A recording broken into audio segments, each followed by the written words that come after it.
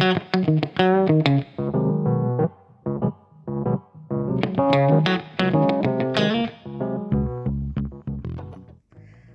আজকে Napoleon Bonaparte থার্ডের অ্যাপার্টমেন্টে দেখব, যেটা প্যারিসের লুভ মিউজিয়ামের ভিতরে সংরক্ষিত করা হয়েছে। নেপোলিয়ন বোনাপার্ট থার্ড এর পুরো নাম হচ্ছে চার্লস লুই নেপোলিয়ন বোনাপার্ট বা নেপোলিয়ন বোনাপার্ট থার্ড। উনি 1808 সালে জন্মগ্রহণ করেন এবং 1873 সাল পর্যন্ত তিনি বেঁচে ছিলেন।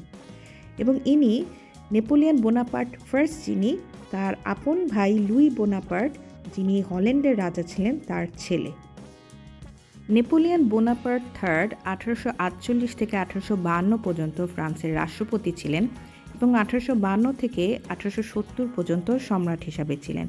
এবং উনি ফ্রান্সে পুরো 22 বছর রাষ্ট্রপ্রধান হিসাবে ছিলেন এবং ফ্রেঞ্চ এম্পায়ার, যেটা দ্বিতীয় ফ্রেঞ্চ এম্পায়ার, সেটার প্রতিষ্ঠাও তিনি করেছিলেন।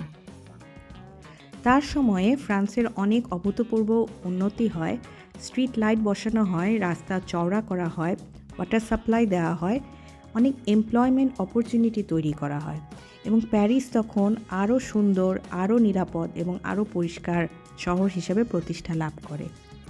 নেপোলিয়ন বোনাপার্ট থার্ড মানুষের জন্য অনেক কর্মক্ষেত্রেরও সৃষ্টি করেছিলেন, কিন্তু উনি যেটা করেছিলেন যে সেন্ট্রাল প্যারিসে যারা ছিল, এই উন্নতির কাজ করতে গিয়ে তাদেরকে সরিয়ে সাইড করে দিয়েছিলেন। সেন্ট্রালে মূলত যারা ওয়ার্কিং ক্লাস পিপল ছিল, এই কারণে অনেক জনগণের কিন্তু তার বিরুদ্ধে অনেক ক্ষোভ ছিল এবং এটা বলা হয়ে থাকে যে নেপোলিয়ন বোনাপার্ট থার্ড প্যারিসকে বিউটি দিয়েছে, কিন্তু উনি এই শহরের যে সোল বা আত্মা, সেটা কিন্তু কেড়ে নিয়েছেন।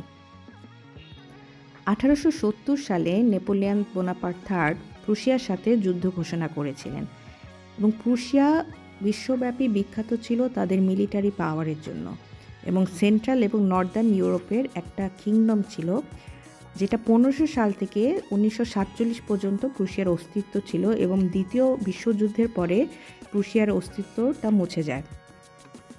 এই যুদ্ধে পরাজিত হবার পরে তিনি জার্মানদের হাতে বন্দী হন এবং অবশেষে যখন সেখান থেকে উনি মুক্তি লাভ করেন, উনি ইংল্যান্ডে নির্বাসনে চলে যান।